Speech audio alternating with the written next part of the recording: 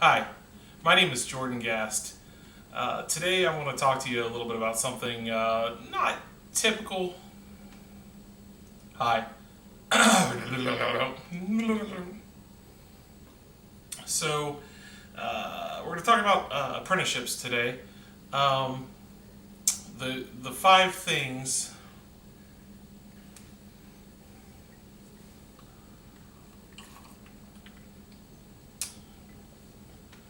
Hi, my name is Jordan Gast.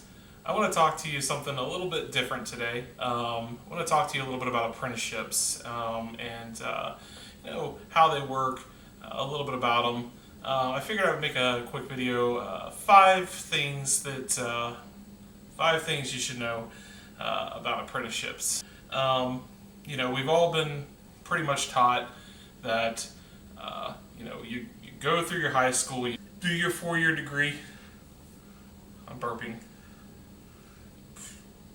We've all been taught that you go through high school, then you apply to college, try to get your 2-year degree, and then continue on your 4-year degree, and then if you really love what you're doing, go on to your master's or even your doctorate. And it works great for some people. Some people, not so much. Some people like to go out and join the workforce as soon as possible. The first thing that I wanted to talk to you about is that, guidance counselors, they typically may not know about apprenticeships in the area. Your high school guidance counselor is kind of like, okay, and you're going to go to Ohio University or Moorhead or wherever you're going to go, and they don't even look. A Toyota or a factory is actively looking for young people right out of high school to teach them life skills and put them through college, pay for the college. So, guidance counselors might not know. So, number two, you hear manufacturing, like, well, isn't manufacturing like blue collar? Isn't it a little dirty? That's a misconception. The demand for material, longevity, and quality has pushed the development of manufacturing technology way beyond from the dark ages of when it was a grimy, dirty business. The development of manufacturing technology in today's machinists are nothing short of computer programmers. It is a skilled job. It is a white collar job. And it's pretty sophisticated stuff. Number three, the demand and opportunity for advancement is there because of that skilled labor need. Today's manufacturing processes are so technically challenging.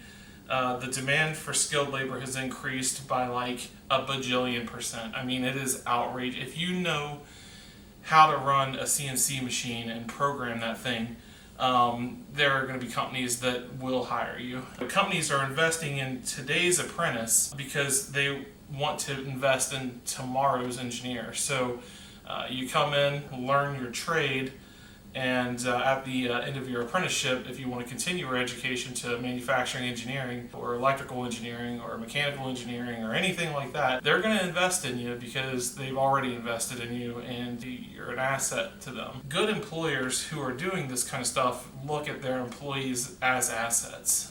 So number four is job placement. Because you're in with this company, you've been hired on, you've gone through the apprenticeship, you haven't only gone through school, but you've learned a company culture. You've learned the company processes. So you have the fundamentals. You have the company culture, and you have the company processes. So you're already a leg up on the typical run-of-the-mill student who went through college and is looking for a job after college. You're already a contributing member of this team. So they've invested in you. Kind of stands that they'll probably give you a job if you've done well with the company. Doctors do residencies and fellowships. They need that practical knowledge. This is, no different in theory. You have practical knowledge. You're going to be a contributing member of the team right away. Number five. How does it work typically? It can vary.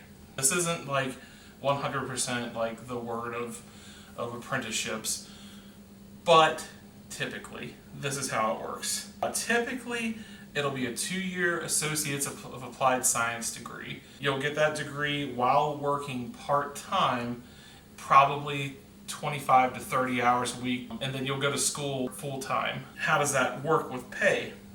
Once again, it can vary. Some companies will pay you 30 hours and pay your tuition.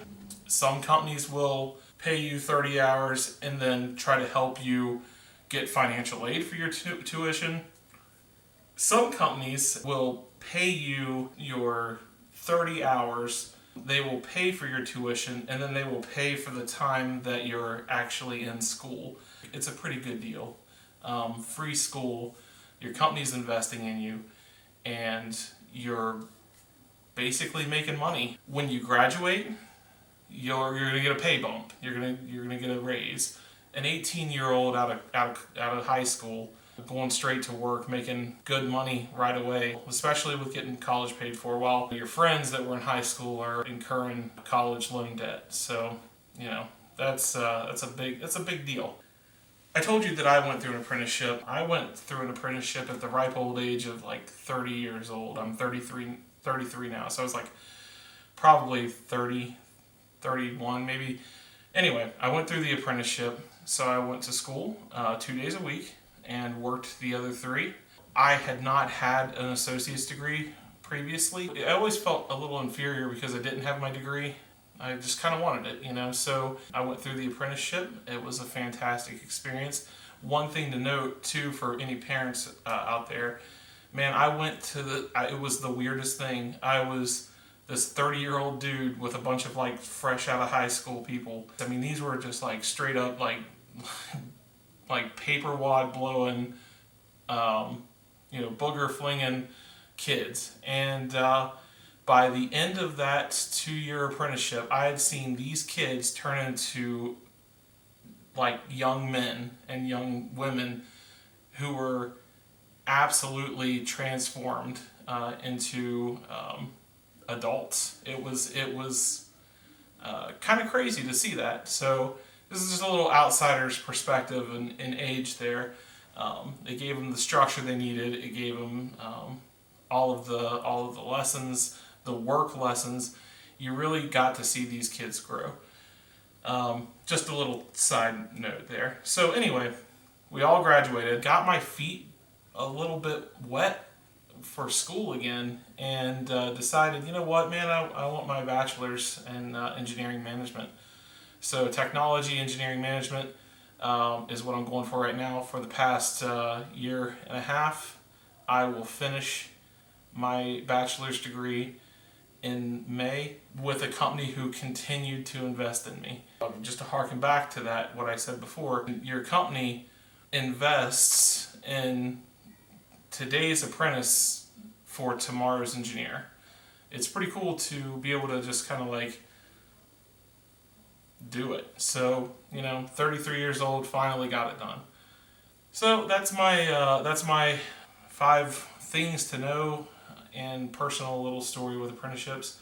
I hope you consider an apprenticeship. It's a very good opportunity for any young person who may not be made for the typical college experience. I didn't want to leave home. I didn't want to live in a dorm. That wasn't my life, man. So, I didn't do that whole deal.